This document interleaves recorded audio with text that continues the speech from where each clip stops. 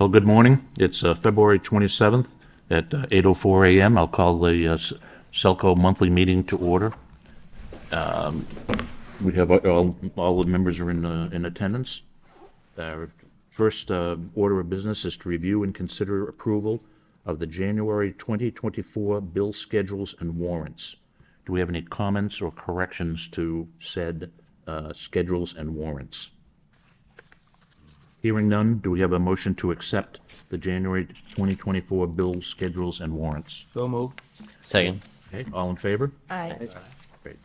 The next item on the agenda is meeting minutes of January 30th, 2024. Do we have any comments or corrections to the minutes of January 30th, 2024's meeting? Hearing none, do we have a motion to accept the minutes? So moved. Second. All in favor? Aye. Aye. But the minutes from the other one that he just accepted. And so the next item, which is really why we're all here today, I think, is the SELCO stream demonstration with EVO Pro set-top box. And Joelle, are you going to run with this one? Yes, providing a quick intro. So good morning. Thank you for meeting with us today. And I have the privilege to show you guys, better now? To show you a quick demo of our Evolution Pro streaming box. This is the replacement for the set-top boxes, traditional set-top boxes that we have been installing for the last couple of decades for our cable subscribers. I have provided a sample that is in front of you guys. This is exactly how what we are providing to customers. We are along with them. There is a welcome package that we are providing that has the username, password. It have a quick installation guide, brochure. It has the channel lineup. And one of the key features that we are providing with the Evo boxes is the remote control. The remote control seems to be the more attractive factor for the boxes, since it has a number keypad. So if you want to go to channel 3, you just punch channel 3 and you go to it. The other streaming devices like the Amazon Fire Stick or the Google TV sometimes don't have that. The other feature we have provided is that it has what's called the My TV button, which we're going to show you in a minute. Once you're navigating, and if you seem to get lost in all the apps and the Google's TV world, you just can press it and you can go straight into the SELCO streaming app. For that, I'm going to pass to my experts. I have Sean Breen and Joe Pullen. We have provided a couple of, we have done a few demos already at the library, Southgate.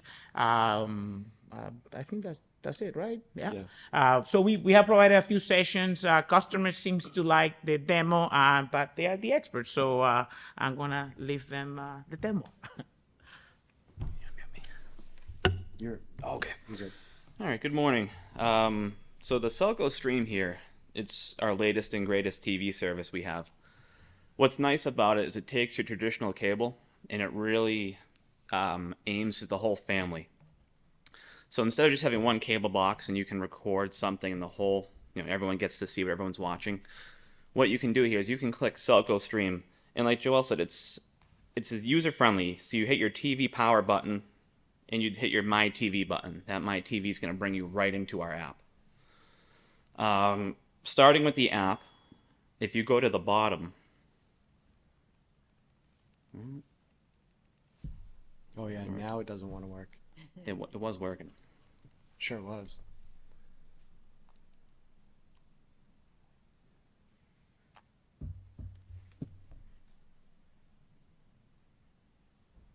Not selling it. It was just working. It wants to pair the remote. Yeah, it's pairing.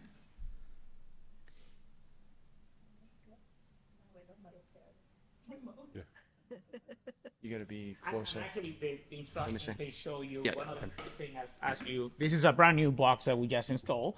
It's gonna pair the remote control. The remote control is Bluetooth enabled. So the good thing is you don't actually have to, once it's paired, you don't have to be, you don't have to be pointing at the actual device to change your control, to change the channels or access any of the apps. But the good thing is, as the box comes on, is that's one of the first options that is going to ask you to actually pair the remote control with the streaming device.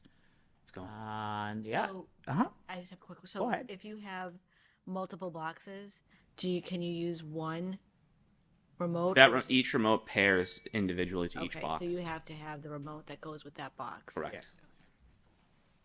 What's the delivery? Mhm. What's the delivery going to be like for? How do we get these? How do customers get these? Yeah. Is it something any customer can get now and then just? Yes, so we have them already. We have them. They are already available. Customers can call our CSRs or our main number and just request that they need 1, 2, 3, 4, 5, as many as they want. We got thousands of them and thousands more coming in the future. So they have an added cost of $5 per device. So you will pay like a rental fee similar to what customers are used to paying today for DVRs or the TiVo boxes. This is actually a little bit cheaper because it's only $5. Some of the TiVos are $15 or $10 for the traditional bar. But yeah, you can just call the stars and they can set you up with a free installation. Or if you want to install it yourself because you don't have the time to probably wait at home for a technician to stop by, you can stop by our main office and pick a couple of them. And I believe we are providing a credit, right, for self-installs? For self-install. Self-installs, yeah. The credit, just a one-time credit? Yeah. For self-installs, $25. For if you want to take the box home and do it yourself, $25. Or, like Joel said, free installation Per household or Per per box. per box? per household. Yep. So like if you're, and this is for legacy customers only. So if you're a new customer, there's still an installation charge. But if you're a legacy customer switching from the older cable, it's free. So some customers are going to see a slight increase, and some customers who are used other devices going to see a slight decrease. Depending, because they are actually cheaper than the TiVo, our past TiVo product. The TiVo products are $15 per the DVR. These guys is only $5 for. But I don't have a TiVo. I don't think Do you have a DVR? Do you know? I have a DVR. So What? I mean, I don't. I assume I don't know. We just use our remote for the smart TV, and it all seems. Oh, okay. So actually, if you have a smart TV, you don't have to. You probably don't need one of these boxes. Oh. If you have like a Google TV or a Fire Amazon TV, the app is already native, so you can install it. This is more for the customers that don't have a smart TV or don't have a streaming device like a Fire Stick or an Apple TV, and they want to have that traditional set-top box experience. This is where that box will be ideal. So it looks like it's internet based, Yes. right? So someone with like the traditional coax cable situation still has to have like a modem that the line then delivers. So if they have multiple TVs, they might have to run a new line. If they don't, if I'm thinking of someone that might not have. So it is Wi-Fi enabled. So these days, anyone that has internet at home has a Wi-Fi router. It uses very little internet speed, for lack of terms.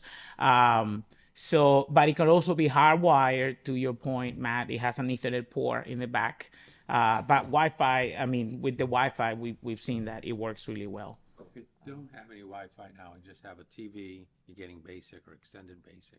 They would, How much is it gonna cost to get that? We have a package called Bronze that is $39.99. That one will provide internet service, or will be enough to provide internet service to that streaming device. You still have to pay for the, like, basic again, or? Yes. So, as an example, Southgate, which doesn't have Wi-Fi necessarily, they've all been on like TiVo or regular cable boxes. For them to transfer out, then they'll have to go to the bronze plan for $39.99 per apartment or whatever, and then they'll also get this box. That's correct. Or but with TiVo, you need internet service. With TiVo, the TiVo product, you need an internet service. So if you're a TiVo customer today and you're transitioning to the SELCO stream, you already have an internet service. You already have a Wi-Fi, some kind of network. But if you don't have TiVo, but you just have regular basic cable or whatever coming into your place at like Southgate. Yes. And now, because that's going away, you're going to have to get the $39.95 bronze internet, and then on top of that, get this box. That's correct. Okay. Are we ready, boys? Take two. We can cut that first one, right? No? All right. Go ahead. All right, No so editing. That's already been edited out. so this box is aimed for the whole family. You can have multiple user accounts. So you could have your kids, brother, anyone living in your home could have their own profile. The box will kind of learn what you watch and start to suggest shows that you might be interested in. So we'll just click Rick here and start with this.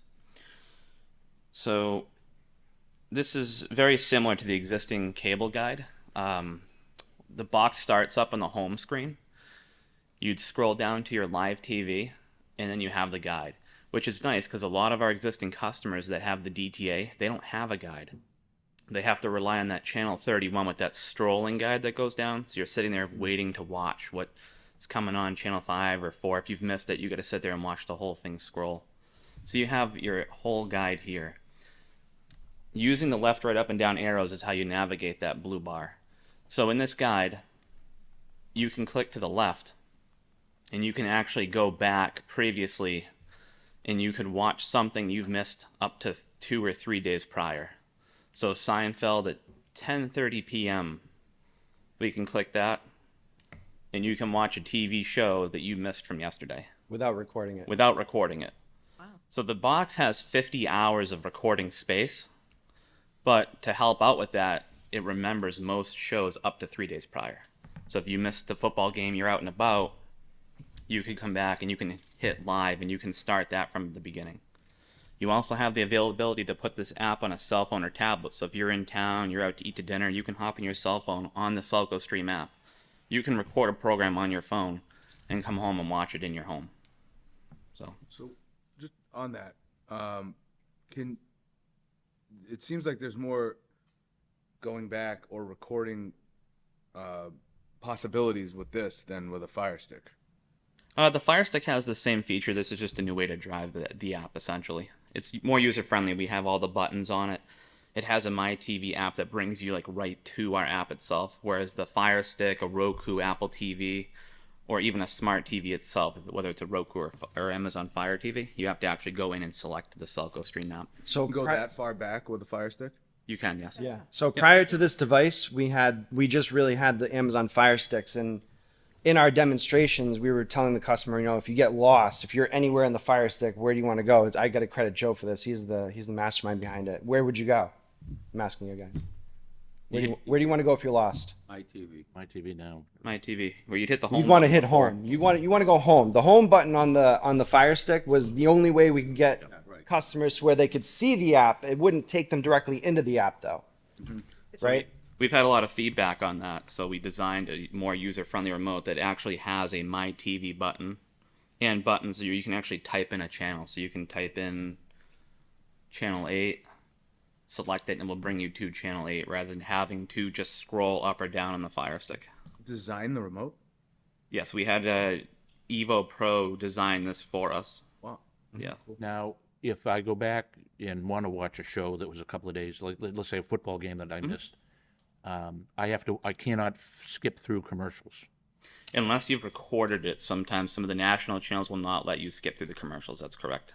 But if you do record it, then you can fast forward through them. Okay. Okay, but just by going through on the regular one, you, okay. Correct. Got it. Yep. Thanks. So if you hit the back button on the remote, that left back arrow, that will put you back to each step we've had previously. So right here we clicked Seinfeld. If I hit back again, it's going to put us right back to the guide. So you can go back to live TV, and we're in today's program. You'll notice though too in the top right, it tells you your time. All of our current cable boxes don't give you an actual time in the guide. And that blue bar has a little pin right between the 8 and 8:30, so you know right where you are, 8:19. You're about 2/3 of the way in the 8 o'clock program. You can also scroll, to the right. You can scroll ahead of time up to a week, and you could record something here too. So what you need to know, we need to know how to record. So let's click this. Takes 2 clicks to select a program. We can click record, and you can record the episode, the series, and the channel that it's on. You hit the back button. You can go down to recordings where you'll find anything we have recorded on the TV itself here as well. Where does the data live when you're recording? The limit is 50. Where does it live? Oh, where does it live? It's in the cloud. So it's all cloud-based internet storage. So you don't have to Similar to- worry.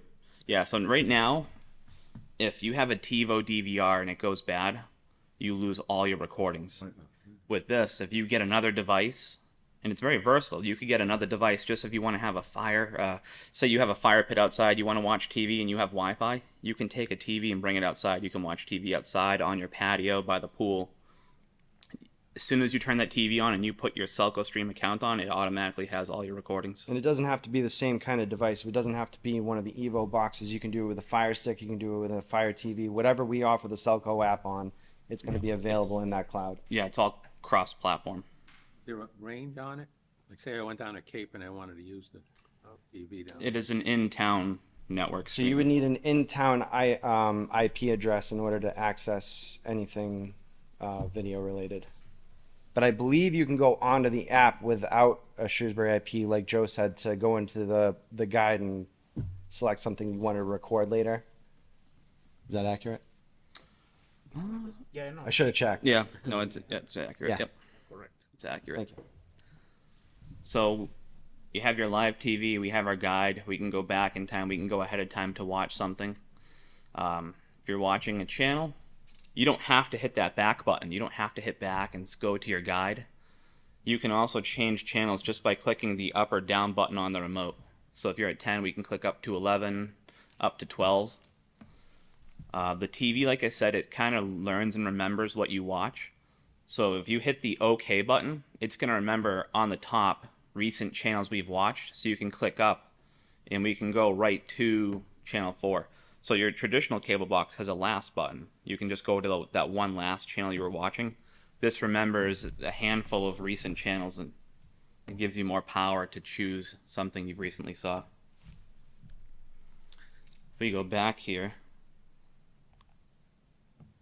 we've got catch-up TV. Do you want to explain the catch-up TV? Yep. So catch-up TV is actually very similar to like if you went into your guide and you wanted to pick a program that you'd missed but you didn't record. You can go in here and search by the program itself. You can search by the channel. Most of it's by the channel. Catch-up TV also works if you go up to the search bar up here and you type in,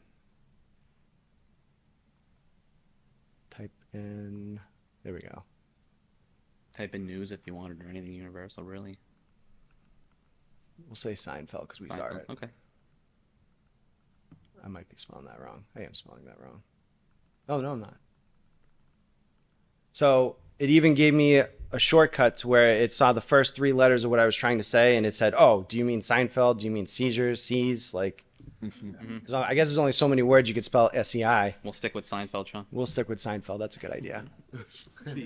Then you hit the little search, and it'll show you all the program or all the episodes that are available for that show that we offer for catch-up TV.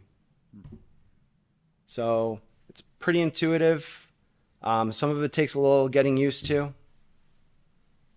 Just figuring out where things are, but it's all there. And that search bar could also help you find something maybe that you haven't missed, but that you want to watch and record. So you can use that to try and find one of your favorite shows that you wanna see later. That you know. And one thing I wanted to point out is the remotes are voice activated. They don't currently work with the SELCO Stream app, but that is in the works. So, along with Netflix too. That is in the works with this as well. yeah. What do you mean by that? Along with Netflix? So we're having all these companies add all the apps onto this device. So when you have the SELCO Stream, you could also put Netflix, HBO Max, Hulu. You can put other apps in this to watch. So you don't have to go from your Fire Stick or from your smart TV, change inputs to this one remote. We want to have one device does all. So So right now, if we uploaded this device, how would we get on Netflix? What are the extra steps? There you go. So we'll show apps we have. So hit the home button on that remote. well, that wasn't quite so. Well, I guess Netflix, however you were getting on Netflix currently. So, I mean, I would assume if you get this box, you probably already have Netflix if you're looking to get Netflix on there. My answer to that question would probably be however you are currently getting on Netflix would be the way to go until this matter is resolved Okay. with the Evo boxes. But as far as when it does become available, if you go into the main menu for the Evo box, and then you go over to apps, or you can go into home. So down here, this is going to be like a list of apps you frequent. In order to get something on there, and I'm actually glad SELCO kind of fell out of that. So I'm going to long press SELCO Stream, holding down the OK button. and I'm going to add it to my favorites. So just by holding down the OK button and then scrolling down to add favorites and clicking add to favorites. Now if I press the home button, it's on the favorites. If I do the same thing, if I long press, I can move it over to the first app that comes up on the favorite apps, and it's even easier to find than it was before. So anybody who's going out and doing these installs, I mean, it's a hard and fast rule that this is something that every one of them should be doing for the customers, making sure that SELCO Stream app is the first app you see in the favorites. So when they boot up, that's the first thing they see. They don't even have to necessarily go to My TV, the My TV button, because it should. They can if they want to, but We just want we're them trying to to make see the everything as SELCO. easy as possible. Most folks, not most folks, I would think a good part of the. Do we know the population that has a smart TV versus doesn't? No, we don't know. I mean, we don't have Wouldn't know the that. exact data on Yeah. that. However, we know we have about 1,200 customers already on SELCO Stream. Out of those 1,200 customers, the majority, half of them had their own streaming devices. The other half, which is 600 roughly, is Amazon Fire Sticks that we have been reselling to them. So those currently with the smart TV, how would they upload or have Selco Stream? So they go to the App Store. You know, if you have a Roku TV or you have an Android TV, you can go to the App Store and search for Selco Stream and install it. So to answer your question with a visual here, so if I go into the apps here, and I To the go Google Play Store. down to Google Play Store, find more apps. If I go up to the search function and I type in, oh my goodness, this remote is so glitchy. I apologize. And it's probably not even the remote, it's me. But if I type in usually right here is where it comes up, Selco Stream, and then the customer would hit the hourglass or the magnifying glass, and I'm going to open it because we already have it downloaded, but that open selection would typically be like a download selection. And then you go through the process of making sure that we add it to the home screen and stuff. And it would be the same thing as if the customer wanted Netflix. We would just go in here. So we are close. Yeah, you can do Max probably. What's that? Max. Well, yeah. I thought there was a placeholder for it, but nope. I apologize. But I mean, every app you're looking for, other than Netflix, currently So will be found in let's here. do Disney. You can put Disney on here. Oh boy. Good. So just like that, you can click the Disney Plus app, and you can install it right onto the box.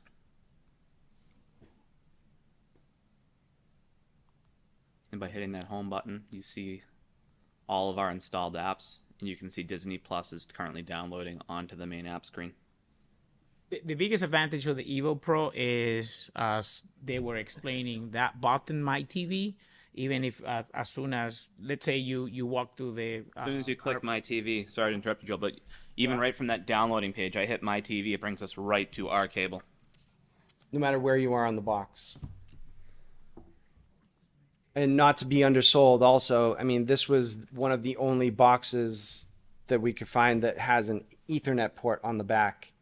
And I mean, the Ethernet connection, just the stability of having it on Ethernet, I mean, that's going to save us a ton of trouble calls. I mean, because especially when you go into like, you know, the multi-family dwellings or something like that, you get a lot of channel interference between the routers and stuff. And usually we can always resolve it, but it's a matter of like trying to make it so that the customer doesn't need it resolved.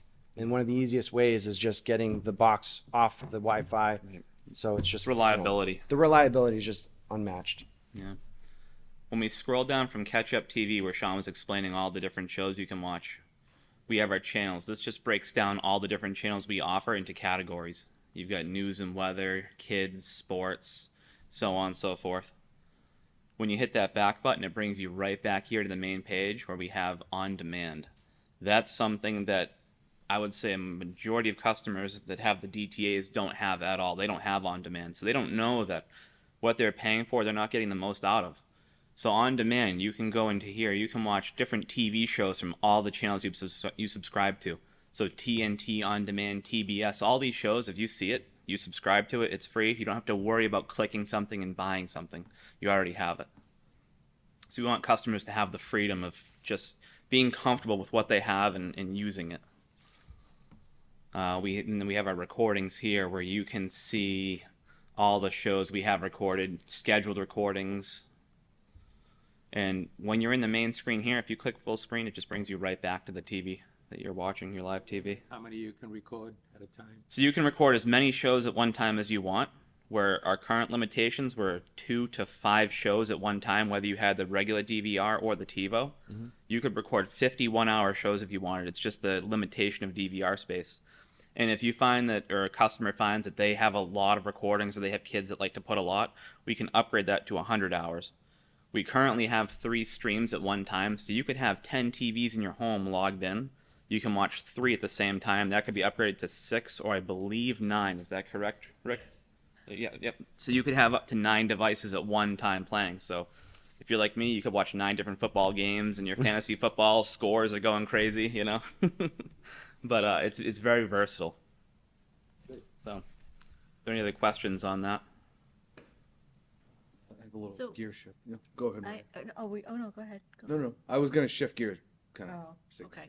So you could, okay, so we have the box Mhm. and it goes with the TV. So if we have another smart TV in the other house, we can download the app and use SELCO streaming off of whatever. Correct, off that TV platform, as long as it's a compatible TV. If it's an Amazon Fire TV, there's many brands of TVs, and a lot of those TVs will make a specific Amazon Fire version or a Roku TV. If it's one of those TVs, you can download the app.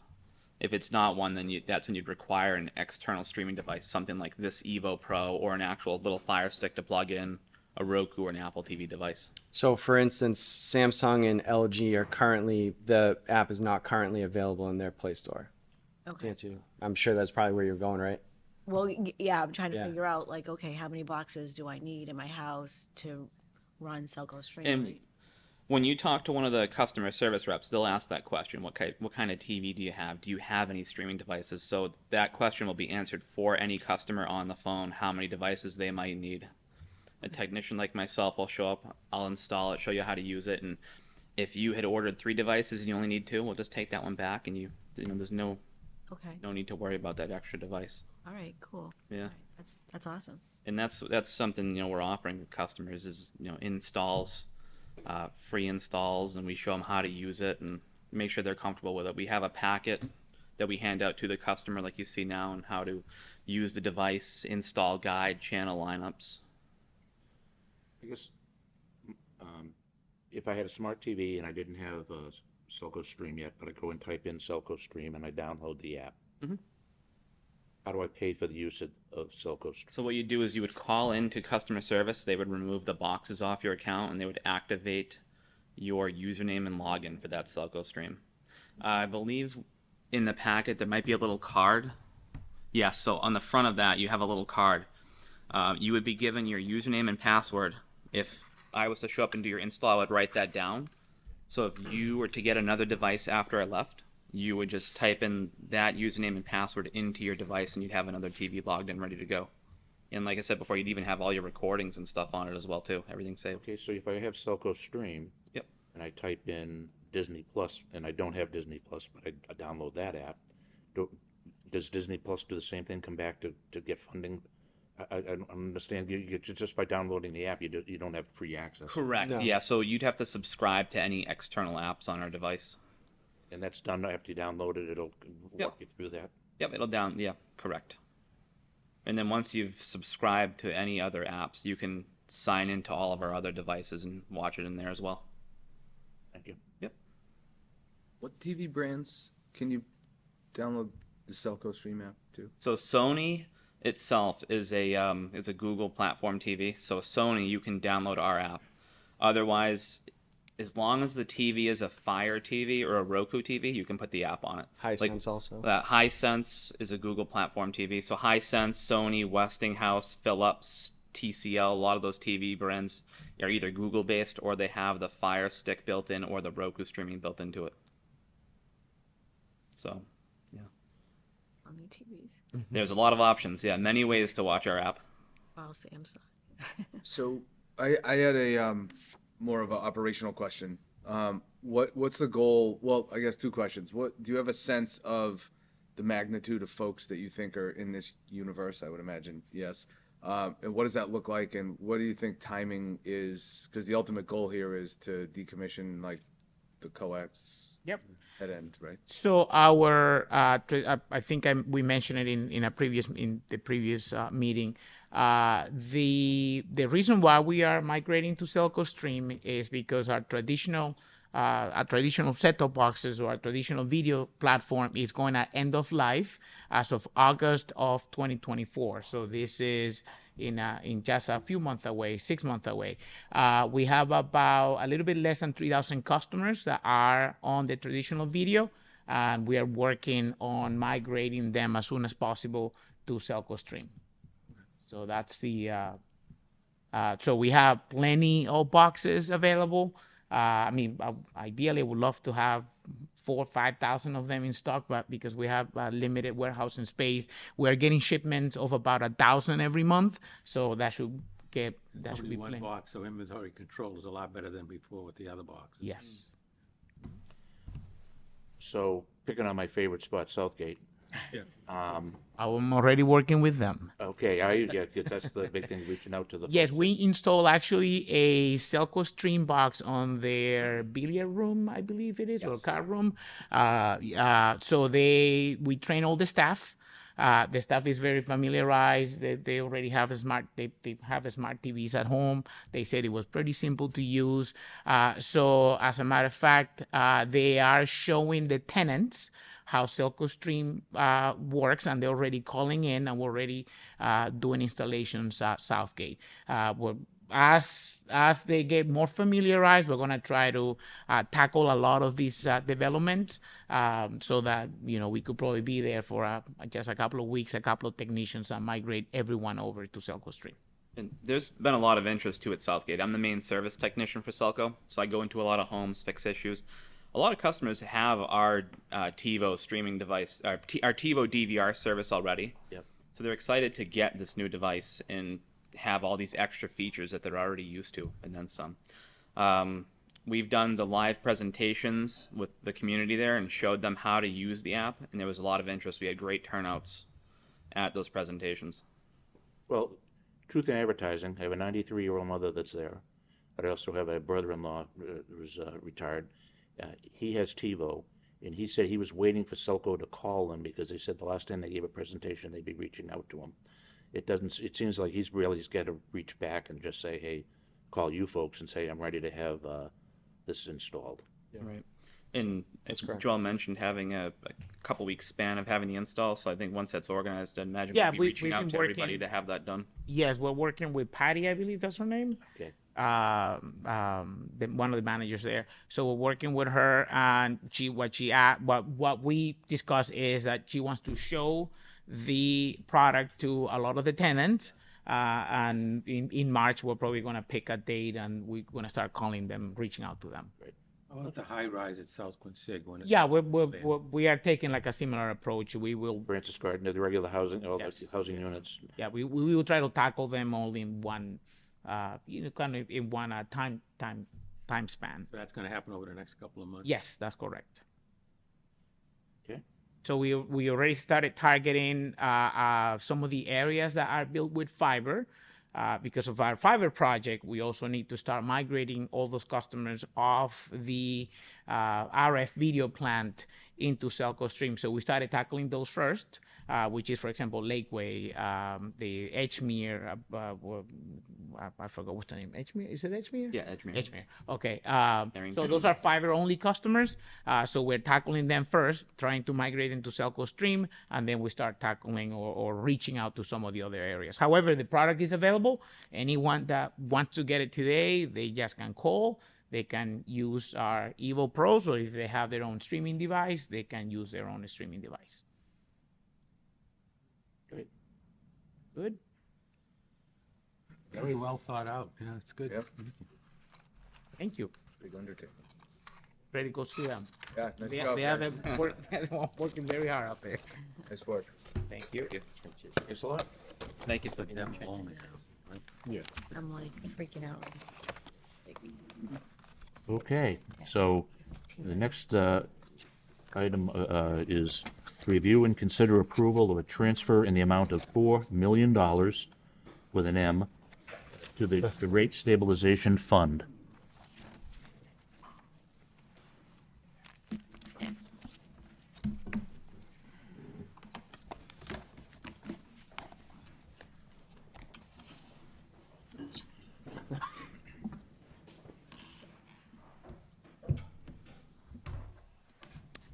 Good morning. Morning. Good morning. So red is off? No, red. Oh, okay, so we're live. Okay. All right. I was gonna say that in my experience, Jim is more entertaining than Seinfeld, so we should be in a good topic here. We'll see. It's tough to follow a demonstration. We don't have all this fancy stuff going on. But You have spreadsheet. Bet you have a spreadsheet then. And a memo, which pretty much gives you guys the gist of what we're asking for. So we are here to ask the commission's approval for a transfer to the rate stabilization fund of $4 million, which would bring the balance of that fund to $8.27 million. As we discussed last month, we expect to finish the 2023 budget year with a net income of about $5.2 million, which was in line with our overall strategy for the year and is mainly due to the GTA, since power costs dropped throughout the year compared to what we initially budgeted. Rather than crediting these funds back to ratepayers, which is an option the commission has, we are recommending to do this transfer to help us build up our reserves and preserve rate stability in the future. So right now the fund is at about $4 million, which only gets us about 2 months of purchase power costs at today's pricing. We'd like to see that balance higher, closer to 3 to 6 months worth of power, and bringing the balance to up to 8 million will get us to about 4 months. So we think that's a good target. At a future meeting, probably in conjunction with the cost of service study, we would like to discuss the concept of what that balance should be further with you. But we think right now that it's the most prudent course of action to transfer this. And in the memo, there is a couple of charts showing what the numbers would look like if we do this transfer. So I'll turn that over to Jim in part of the reason we're coming to you this month with this is because we're going through our audit currently, and we're going to be booking this transaction back in 2023 to have the items in rate stabilization. That's part of the reason we're not presenting financials this month, because it will have a financial impact on our final numbers. So if we take a look, the first chart just kind of shows a quick income statement just with what the transfer would be, and it brings us down from a return on plant to about 6%, and it would bring our start of year cash to about 6 million.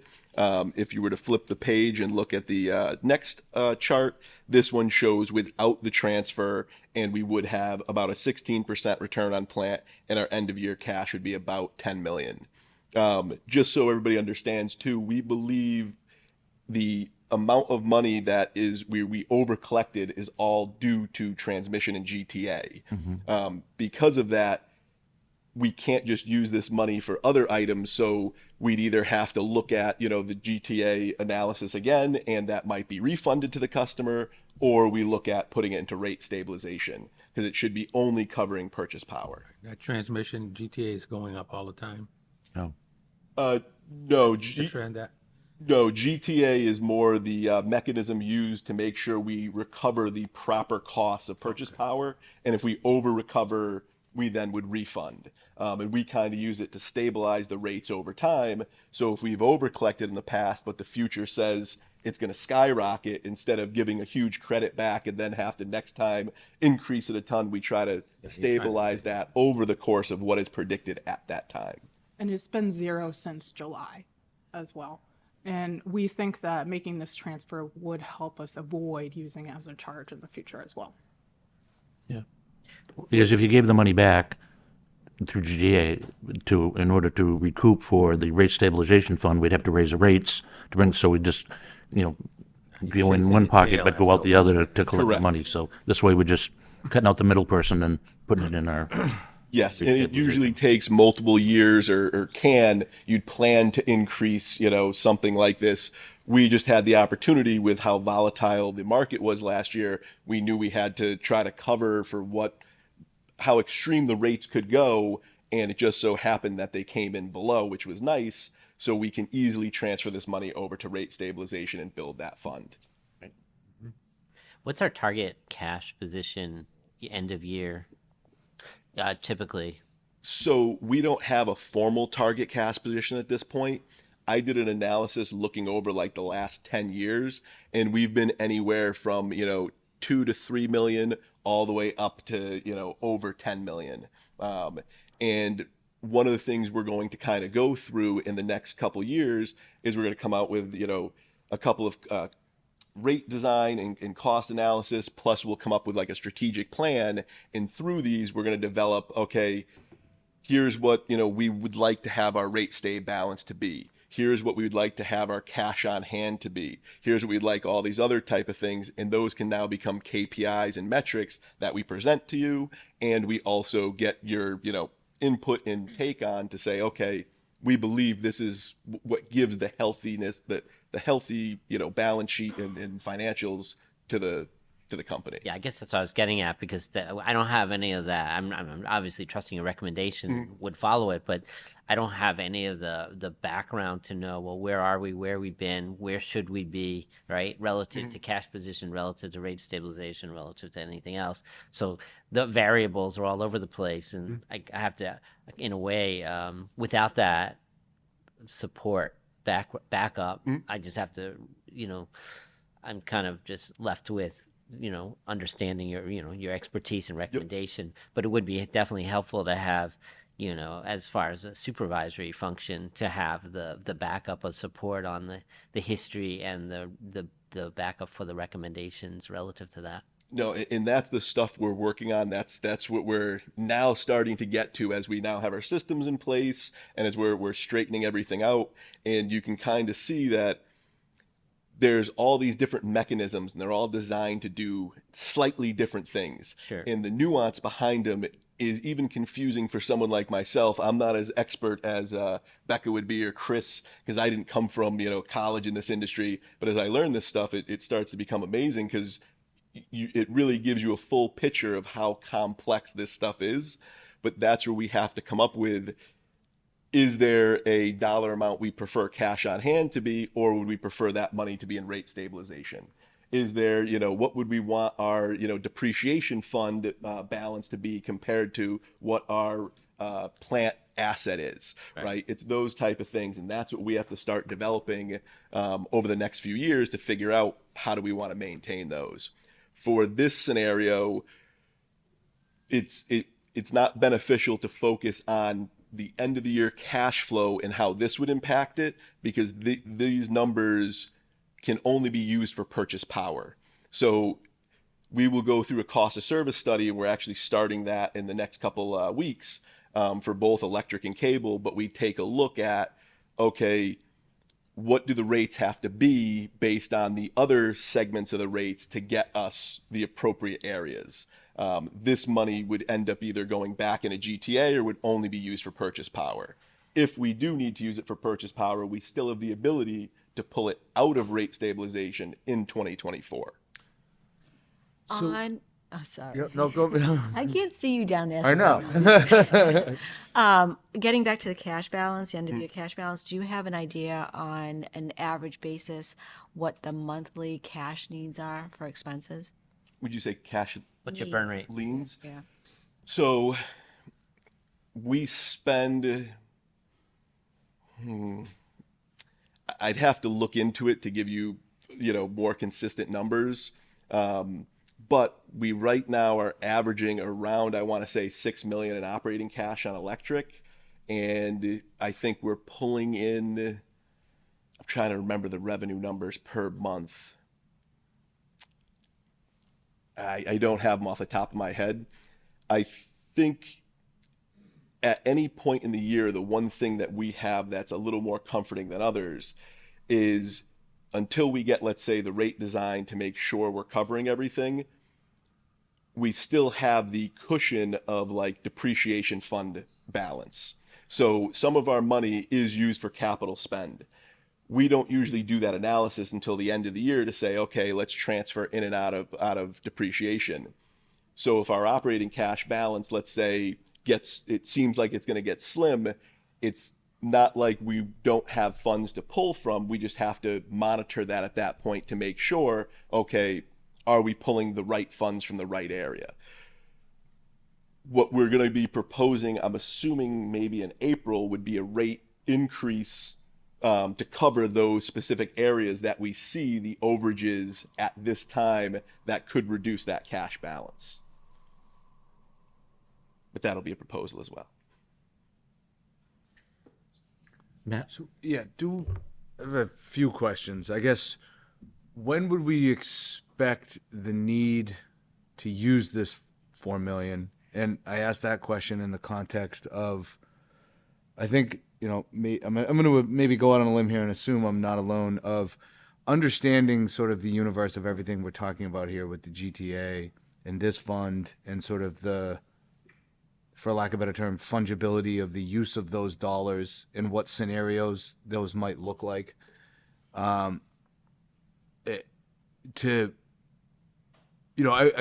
guess what I'm trying to say is, are we putting the cart in front of the horse from making a decision of really having a good understanding of, kind of going to Mike's point of, look, you guys do a great job. I feel like I don't have a full enough picture to truly understand if we, move this 4 million here, is it the best decision? And also, does MWEC have sort of, I almost think of this like a rainy day fund, right? Does MWEC have a guidance on, hey, use have this percent above your, and are we operating in that way? And then how does even DPU look at dollars in cash versus in this account? Is there a standard practice that? So if you want the more layman term answer, I can Yes, give you I that do. to start with, and then we can go more technical. But basically, with the rate stabilization, if we have a known instance coming up where we know there's going to be a minor spike, and we don't want to do an instant rate increase, or we don't want to rely on the GTA, we can pull money to keep the rate stable for that spike. The one thing we have to remember is at the end of the day, we still would like to recoup that money, but now we can hopefully recoup it over time. So you wouldn't use the rate stabilization if rates are just continuing to go up, right? It would be if all of a sudden we know there's going to be a major spike for some sort of reason. What is the catalyst for that spike? I don't have a great example for you, but it could be, gas prices and, demand, and all of a sudden you got the peakers kicking on and all those type of things at a period. Something like that is my understanding. But basically, you'd use this in that instance, where GTA is a little bit more long term, but it's to fix, okay, costs were higher at a certain point and we didn't collect enough money. So now we have to add GTA to make sure we collected what the purchase power was, or we over collected on the purchase power, so we give it back. The volatility on sort of the, on the, I guess that generation distribution side is a lot less predictable, right? Because seasonality, winter peak, summer peak, prices, we saw when the war started, we felt that, right? All the natural gas prices. Is the GTA, can you see it coming a little bit longer down the road, or? We do 6 months. Yeah, 6 months We is had the done 3, standard. but We've been moving to a quarterly lookout because of the volatility. I would say what we just went through, where we had price increases that span multiple years, that to me was better for the GTA because we knew it was going to be longer term. It was unpredictable.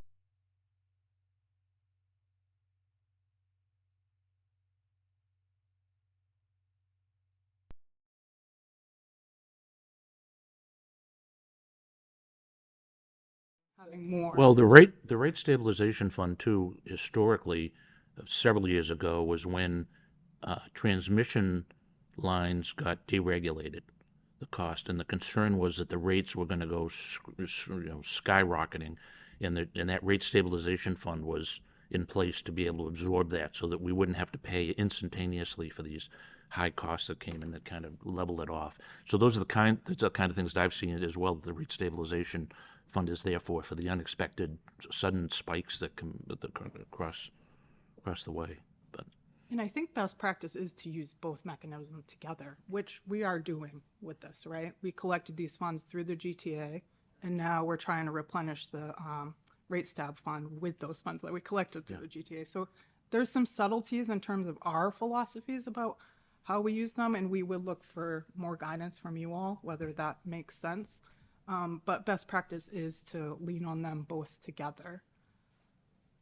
If we were to return the funds to the households maybe on a per household basis or per customer basis, how much is that per household, or do we know?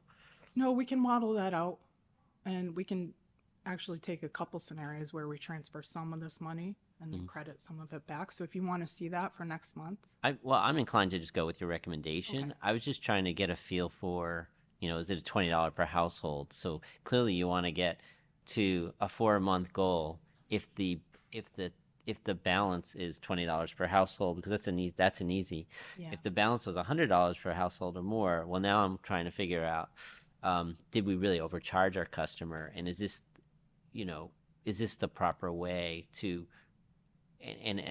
accelerate in a way the rate stabilization, if that makes sense? Yeah. Would it make sense to do it more slowly? Right. Right. Only because Yeah. we did it almost like we overcharged the customer too much, even though we did it was in good faith, but we overcharged the customer by too much, and then therefore we should be looking towards the goal of rate stabilization, towards a better balance, but over a slower time period. But I don't have a sense for, on a per household basis, what the economics are. When we went from 2 to 5 cents, I want to say that was about actually, I don't want to I don't want to say the wrong thing.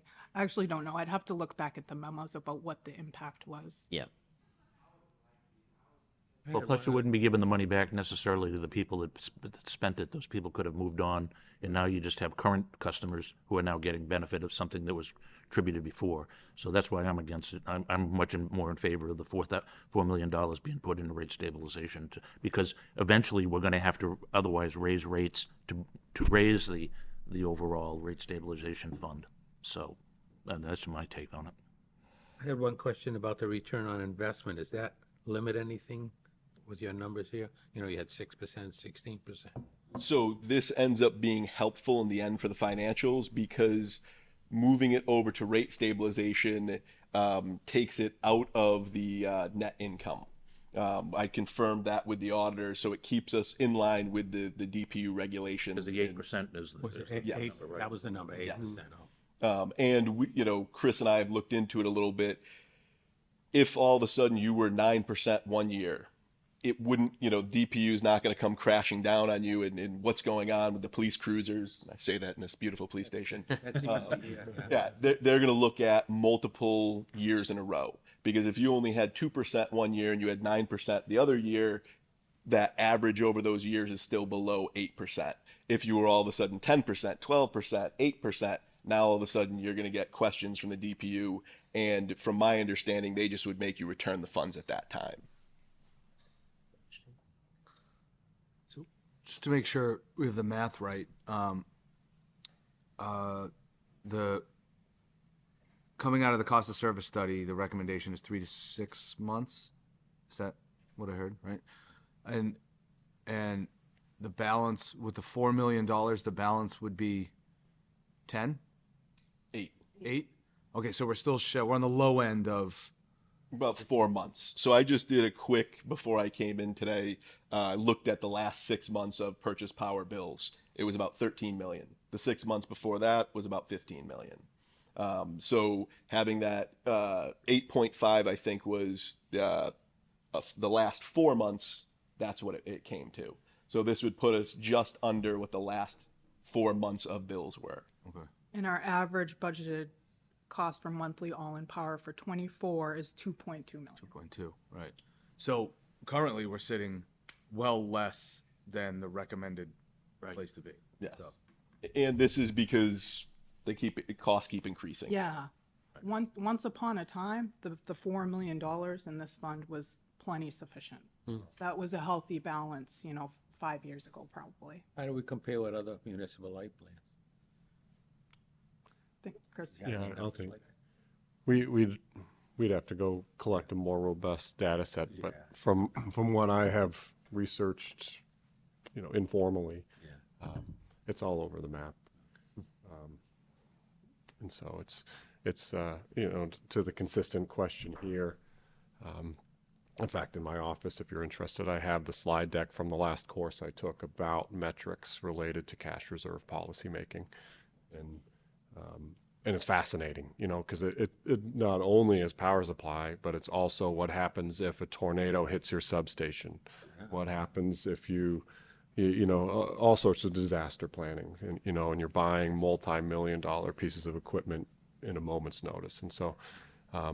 They offer those whole course. Yeah, we're not, that's right, it's catastrophic events. It's catastrophic events, and so just since I have the mic, perhaps if I'll add a comment on that is, I know with the prior GTA activity that we've had over the last year or so, the question came up, why don't we use the rate stabilization fund? And at the time, this is just my personal opinion, is because our rate stabilization collection in reserve wasn't that robust. My concern was if we used it and rates continue to climb unpredictably, we have now no other choice but to have substantial rate increases, where now this gives us more of a comfort cushion to leverage that should we see something crazy come down the pike again.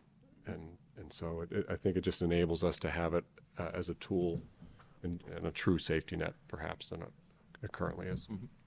And hopefully we do get to a point, Mike, like you were alluding to, where we are building up slowly over the course of the year and doing a transfer, in December, that you all have told us what that balance should be and expect it coming. So Yep.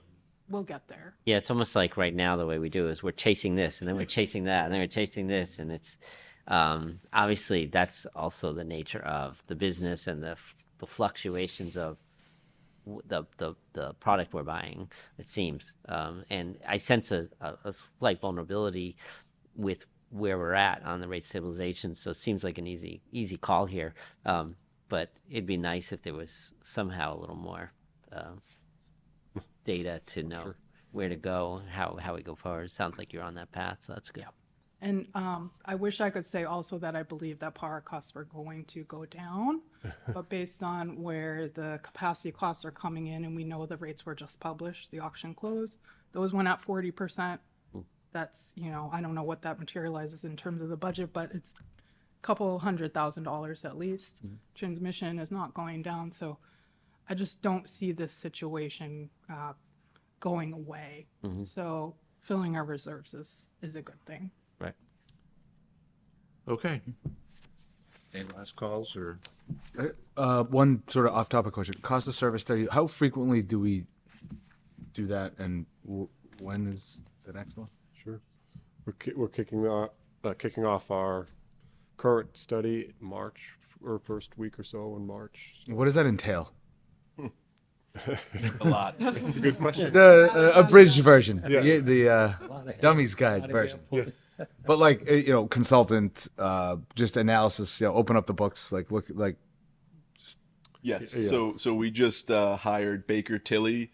They are a firm that when we go do a lot of the APPA, which is American Public Power Association trainings, Baker Tilly actually runs a lot of those trainings. So a lot of the accounting classes I've taken, it's this company, but they will go through and they'll take a look at our financials. They'll take a look at both last year's numbers and our budgeted numbers, and then they'll look at each section of the rates to make sure they cover the appropriate sections of spend, and that if we have any plans in there for, we want to do this over the next period of time, they'll factor that stuff in for capital spend in those type of things. And then give a recommendation. Well, actually, I think that gets into the rate design.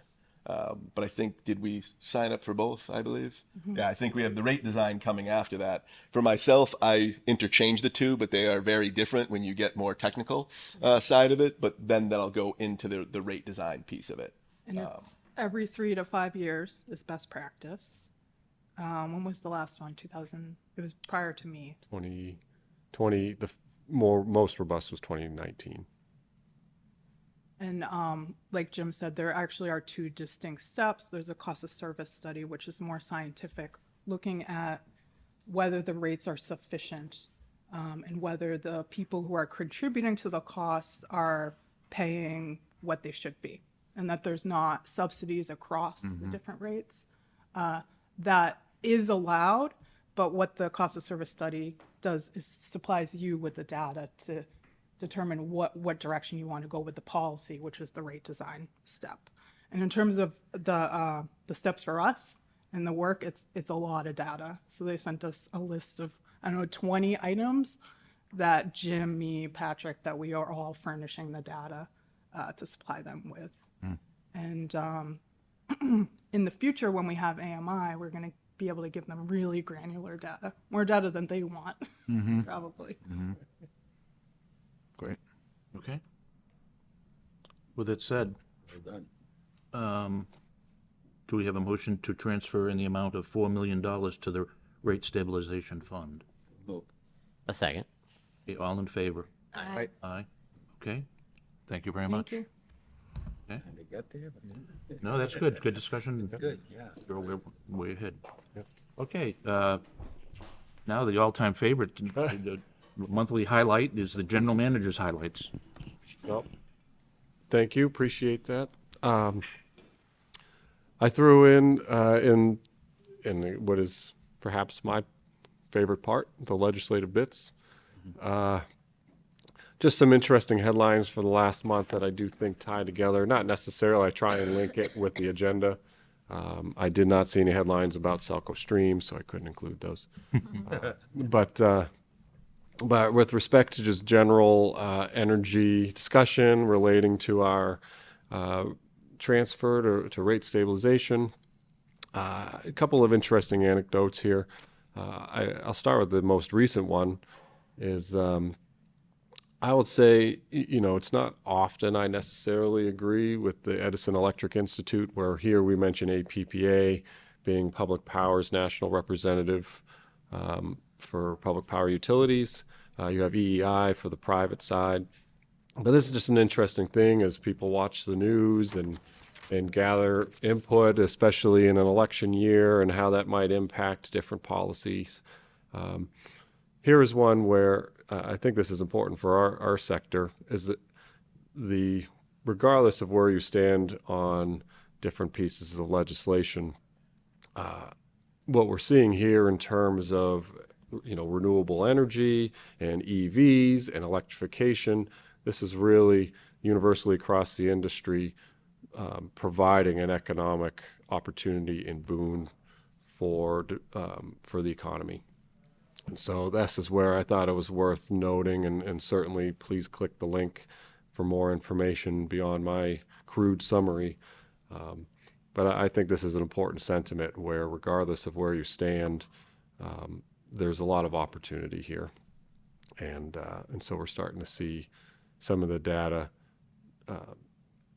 prove that point. So related to that, and some of these headlines are unrelated, but I think the messaging is somewhat consistent.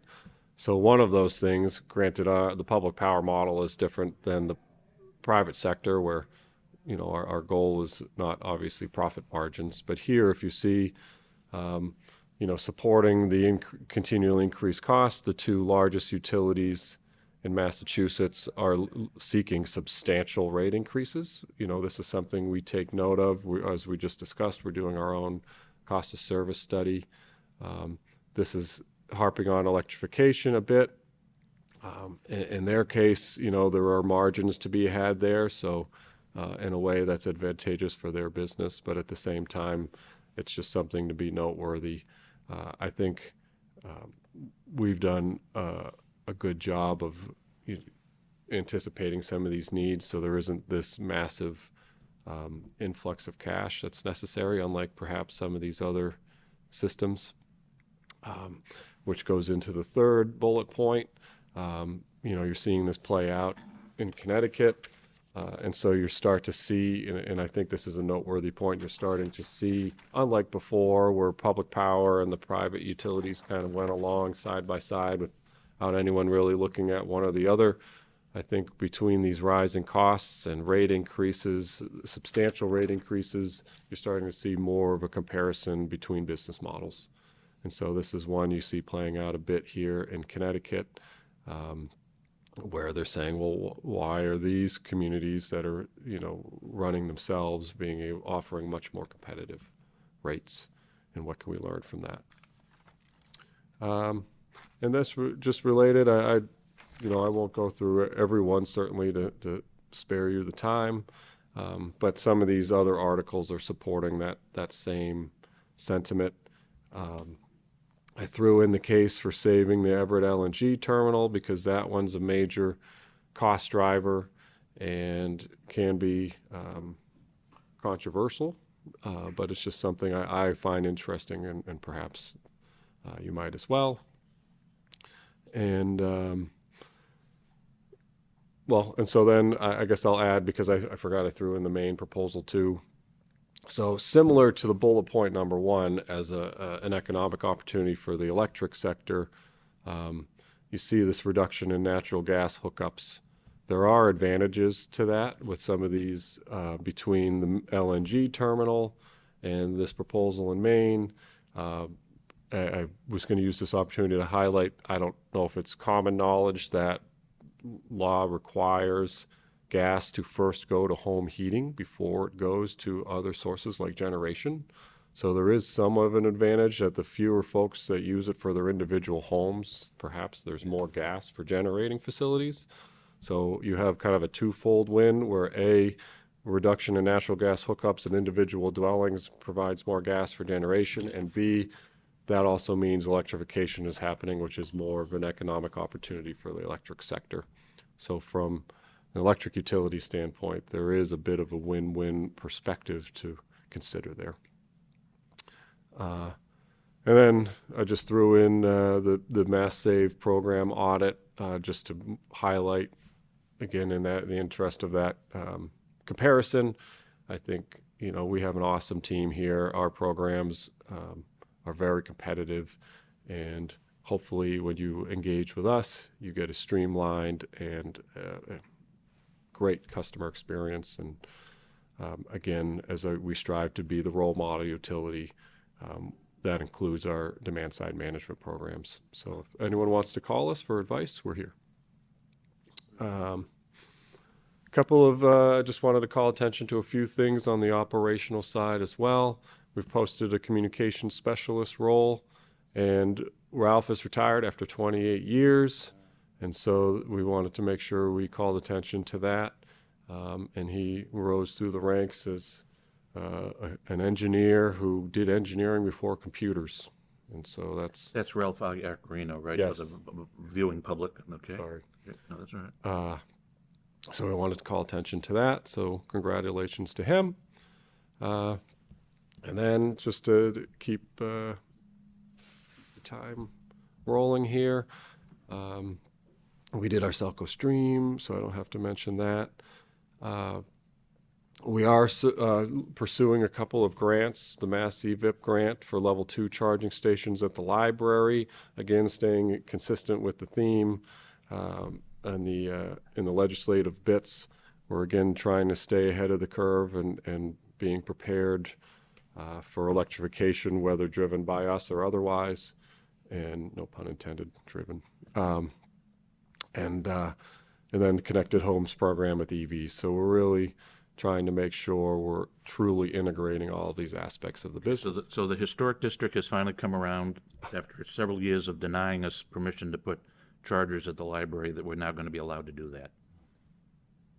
You're gonna put them at Maple Park too, across the street? Maple Ave here? It says here you're gonna. Yeah, Oh, I think there's yes, some discussion I'm of sorry. that, yeah. Yes. So I was going to say, yes, so that's that next section. Yes, Maple Park. We're in the middle of the AMI project, so we have 3,100 AMI meters. I did want to touch upon, you know, that's our major project on the electric side. I have to give, you know, kudos to that team. They've really done an exceptional job keeping a really good pace on meter deployment. That's not an easy task.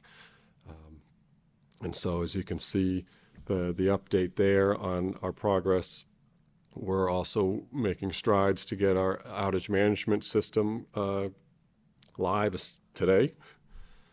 So that'll be a nice service moving forward for reporting outages. That's certainly another demonstration we could always bring to a future meeting. And again, as you mentioned, we have a bunch of new EV chargers on the verge of going live at Town Hall. So we're just waiting for that equipment to be built for half of those. So half are are waiting for wiring, the other half is waiting for the meter pedestal. But as you can see here, Parker Road facility for EV chargers, and Maple Park, as you already mentioned. So again, we're just trying to make sure that infrastructure is there. Yeah, now Maple Park, because I didn't know where the heck that was, Maple Park is actually the soccer fields and the softball field, everything over by the old Brewer Mansion, as I know it. Yeah, I call it the old foundation. Yeah, foundation, right? And so When it that's, started being called Maple Park. Yeah. Yeah, right. so, because not to be confused with Maple in Maine. Yes. So anyways, with that said, that's where Maple Park is, and we're putting EV chargers out there as well. Somewhere, yeah, Okay, good. sometime. Now's the It's an time to do arc it, everything's flash dug up. Exactly. What's an arc flash analysis? Oh, arc flash analysis. Okay. That's a Now great. again, Thing. some technical How long? stuff. Yeah. No. Sorry, I asked. No, arc flash analysis. That's a great study to do. You don't have to do it that frequently, but basically, as the system changes, you have the potential for arc flash at different points in the system. So it will study the fault currents. Whether you're working on the pole, on a transformer, or at the substation, you'll need different levels of safety clothing. You'll have to be more aware of, basically the considerations of what happens if a fault occurs on the system and we have crews working on the system. So not only that, that also is a coordination study for the protective devices like fusing and circuit breakers. So it's safety and system protection. Let's see, other noteworthy items. Oh, yes. So moving on in the broadband section, as folks might recall, a couple of, well, maybe a few weeks ago now, on Saturday, February 3rd, we had that internet outage. Certainly not something we like to have. And it was not system-wide, but it was certainly significant enough that I thought it warranted inclusion on the highlights. So basically what happened was, in this particular case, we, as you might see too in the warrants, we buy the Calix product for internet, and like any electronic device,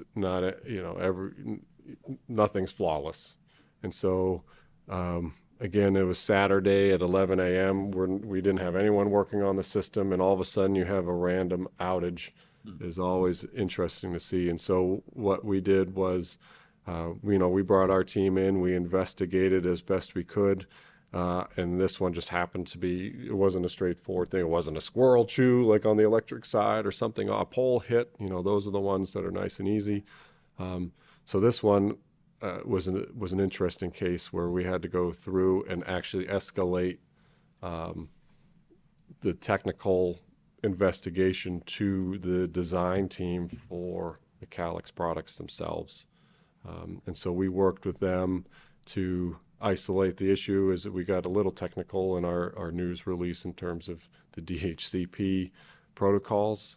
But basically to summarize that is they did troubleshoot that to the technical protocols, the DHCP leasing, and then started rebooting the boxes after the fix was made. How do you set up alarms and checks to how would you know where to do it?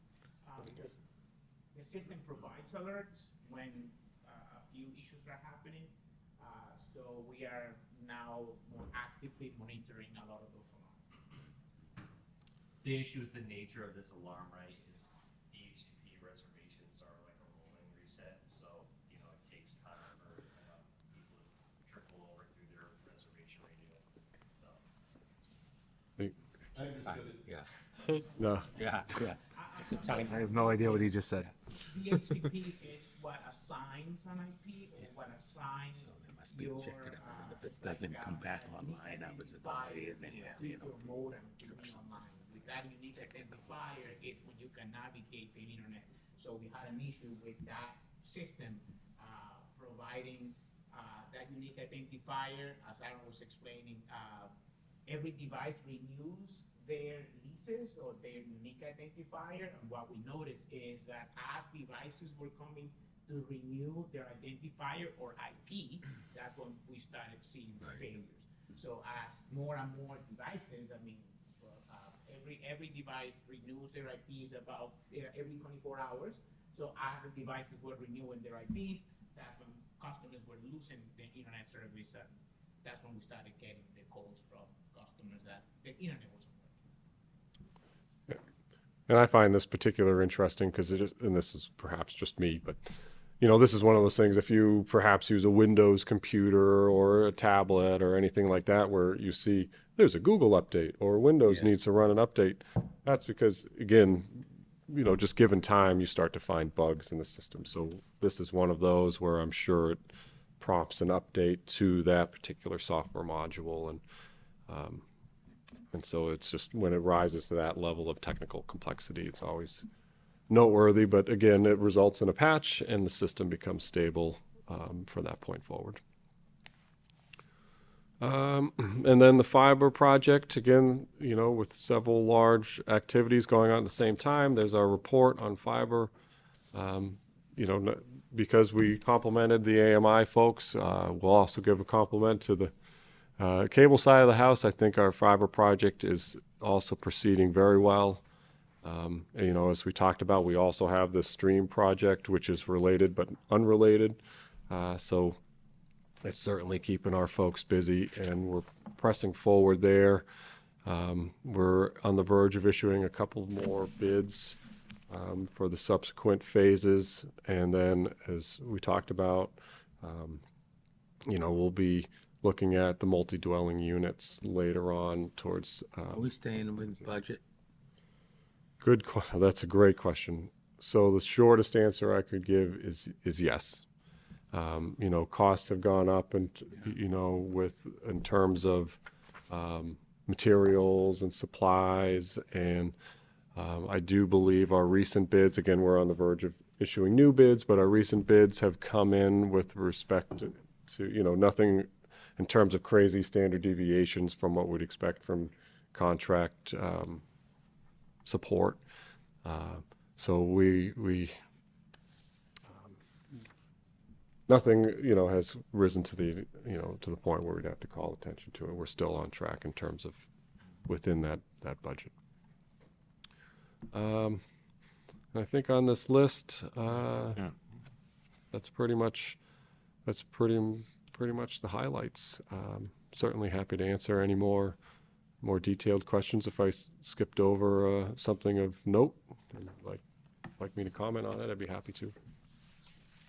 No, okay, well, with that said, I think we have one thing of correspondence that we just wanted to address, which was, we had gotten an email that stated I would like to express my appreciation for the excellent services provided by Juan, service technician, in upgrading my cable internet service. And that was from a James Colonies of 40 Harvard Ave, but looks like somebody got some help and was appreciative of it and let us know. So, and I think we get a lot more of those on the vocal side, the people calling on the positive side. So, unfortunately, one loss of internet for a weekend, for a Saturday, undoes all those hundreds of good things. But at least we have a solution for that. Okay. Well, with that said, does anybody have any comments or questions or anything that wants to come up? Our next meeting is Tuesday, the 26th of March. At 0800, and that's going to be back over at the town hall, I think, not here.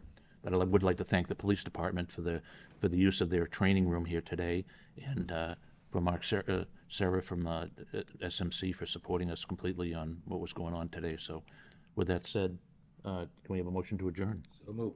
A second. All in favor? Aye. Aye. Thank you.